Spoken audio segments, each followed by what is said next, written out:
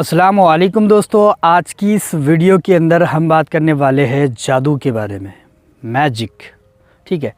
एक मैजिक वो होता है जो कि इस्लाम के अंदर हराम है, लेकिन मुझे जो भाई ने पूछा है सवाल कि भाई हम अपने आप को पावरफुल कैसे करें, हम अपने आप को जो है तो शक्तिशाली कैसे बनाएं, हमारी जो अंदरूनी हिस्से है उसको हम जागरूक कैसे करें।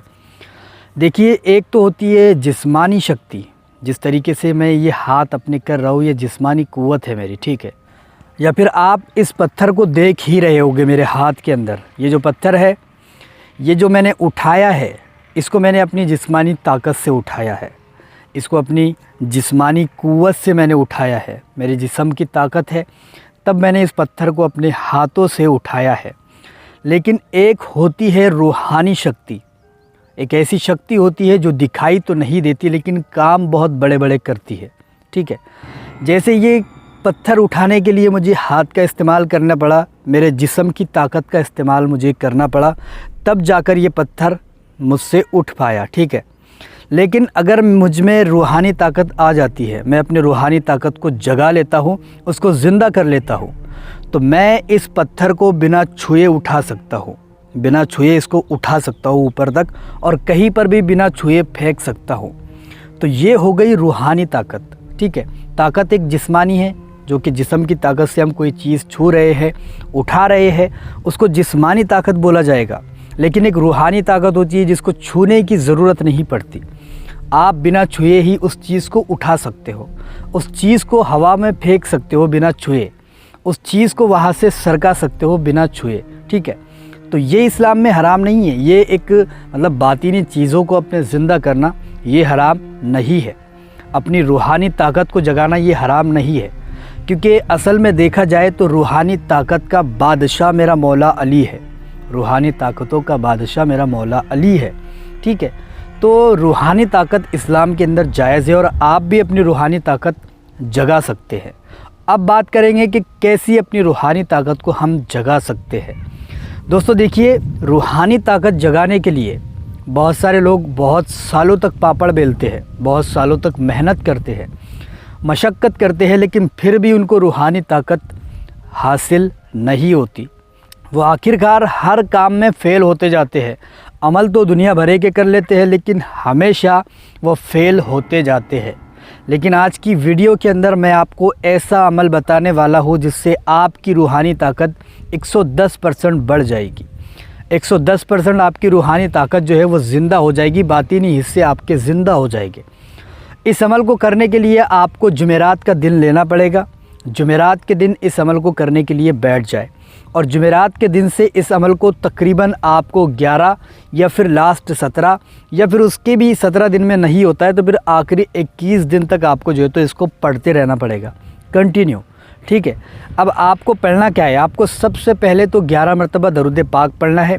पहले तो अपने आप को पहले सुधार लो, ठीक है। अगर आप गुनाह करते हो उसको छोड़ दो, नमाज़ों की पाबंदी करो, नमाज़ें पढ़ो, अदा करो।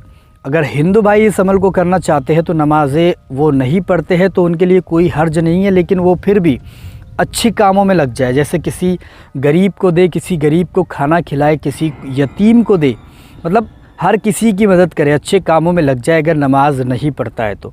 और हमारे मुसलमान भाई अगर कर रहे हैं तो उनको पढ़ना ही पड़ेगा, नमाज को फ़र्ज़ है। नमाज की पाबंदी आप शुरू कर दे, कुछ दिन पहले से अपने आप में सुधार डाल दे कि मुझे सुधरना है, ये अमल को मुझे कामयाब बनाना है, ठीक है। तो सोच ले कि मुझे इस अमल को कामयाब करना ही है, चाहे कितना भी मुझे वक्त क्यों ना लग जाए, ठीक है। तो पहले आप अच्छे कामों में लग जाए, नमाज़ें अदा करे, गरीबों को दे, यतीमों को दे, ज़कात अदा करे, ये सारी चीज़ों में लग जाए। उसके बाद में ये भी एक अमल का हिस्सा है, लोग इसको अलग समझते हैं, ठीक है। ये जो है नमाज, ज़कात, ये सारी अच्छाई जो है ये एक अमल का हिस्सा है। अगर ये आमाल आपके सही होंगे तो अमल आपका दुरुस्त रहेगा, ठीक है। अगर आपके आमाल गलत रहेंगे तो आपका जो अमल है वो सही कैसे होगा। मुझे बहुत सारे लोग मैसेज करते हैं कि भाई हमारे अमल कामयाब नहीं हो रहे। भाई पहले अपने आमाल जो है उनको टटोल लो, ठीक है, उसको देख लो कि मैं क्या कर रहा हूँ या फिर क्या कर रही हूँ। आप अपने अमालों को सुधार लो, उसके बाद में जो है तो अमल पर चलो। पहले आप अपने आमाल जो है वो सही करो, پھر جو آپ کا عمل ہے وہ صحیح ہوگا اور درست ہوگا اور کامیاب بھی 100% ہو جائے گا، ٹھیک ہے۔ تو آپ کو کرنا کیا ہے، جمعرات کے دن آپ کو تقریباً آدھی رات گزر جانے کے بعد، آدھی رات 1 یا 2 بجے رات کے، ٹھیک ہے، اس وقت میں ہی اس عمل کو کرنا ہے۔ 1 یا 2 بجے رات کو آپ کو بیٹھ جانا ہے، اچھی طریقے سے خوشبو، لوبان، اگربتی وغیرہ جلا لینا ہے، اور زیادہ سے زیادہ یہ کرے کہ روشنی کم سے کم ہو، روم کے اندر جہاں پر بھی آپ کر رہے ہو کم روشنی ہو، خوشبو اچھی طریقے سے ہو، پوری روم کے اندر بکھری ہوئی اگربتی اور لوبان بھی جلا ہوا ہو۔ اس کے بعد میں آپ کو 11 مرتبہ درود پاک کو پڑھنا ہے، ٹھیک ہے، اور 11 مرتبہ آپ جیسے ہی درود پاک کو پڑھ لو گے، اس کے بعد میں آپ کو اللہ الصمد اس لفظ کو آپ کو پڑھنا ہے تقریباً 11,000 مرتبہ۔ اب آپ بولو گے کہ رات کے وقت میں، آدھی رات میں سوئے یا پھر پڑھے، تو آپ اس کو اسی وقت میں پڑھنا پڑے گا آپ کو، چاہے آپ کیسا بھی پڑھو۔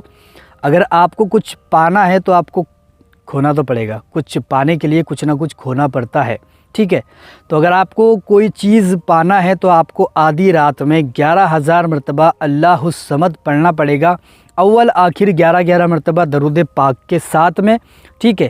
اور جیسے ہی یہ ہو جاتا ہے، اس کے بعد میں وہاں سے فارغ ہو جانا ہوگا، اٹھ جانا ہوگا، ٹھیک ہے، اپنے چہرے پر ہاتھ پھیر لینا ہوگا اور وہاں سے اٹھ جانا ہوگا، ٹھیک ہے۔ تو ایسے آپ کو تقریباً 17 دن یا پھر لاسٹ 21 دن تک کرتے رہنا ہے۔ اگر آپ کی قسمت اچھی رہی اور آپ کا ایمان پکا رہا تو آپ کو 11 دن میں بھی اس کا اثر دیکھنے کو مل جائے گا، لیکن اگر آپ نہیں ہوتا ہے 11 دن میں آپ کو، تو آپ کو 17 دن یا پھر لاسٹ 21 دن تک آپ کو کرنا ہی کرنا پڑے گا، ٹھیک ہے۔ تو اس طریقے کا عمل آپ جاری رکھیں، جس وقت میں بیٹھ رہے ہو اسی وقت میں شروع کریں۔ جیسے آپ 1 بجے کرنے کے لیے بیٹھ رہے ہیں تو 1 بجے ہی شروع کریں، ہر دن یہی اپنا معمول بنا لے ہر روز کا، ٹھیک ہے۔ تو آپ کو اس عمل کو کرنا پڑے گا ہر روز 21 دن تک، اور انشاءاللہ پھر دیکھنا آپ کی زندگی کس طریقے سے خوشحال ہو جاتی ہے، آپ کی باطنی حصے کس طریقے سے روشن ہو جاتے ہیں، اور باطنی حصے جب روشن ہو جائے گی، باطنی شکتیاں آپ کو مل جائے گی، تو آپ ہر وہ اچھے کام کر سکتے ہیں جو اچھائی کی طرف لے کر جاتے ہیں۔ برے کام اس سے مت لینا آپ، ٹھیک ہے۔ اگر آپ روحانی طاقت کو جگا لیتے ہو، اس کو پا لیتے ہو، تو ایسا نہیں ہے کہ برے کاموں کو ہی آپ لے رہے ہو، اچھے کام کرنا اس کے ذریعے سے، ٹھیک ہے، تبھی جا کر آپ کا اس میں بھلا ہے، فائدہ ہے۔ ورنہ اگر آپ اس سے برے کام لوگے تو آپ کو بہت زیادہ نقصان اٹھانا پڑ سکتا ہے، دنیا میں بھی اور آخرت میں بھی۔ تو دوستو، یہ وہ عمل تھا جو آپ کے باطنی حصوں کو زندہ کر دیتا ہے، جگا دیتا ہے۔ اگر آپ کو ویڈیو ہماری پسند آئی ہے تو اسے لائک شیئر ضرور کریں اپنے دوستوں کے ساتھ میں۔ ایسے ہی ویڈیو دیکھنا چاہتے ہیں تو چینل کو بھی سبسکرائب کر کے ضرور جائیں۔ میں ملتا ہوں آپ سے اگلی ویڈیو میں، تب تک کے لیے اللہ حافظ۔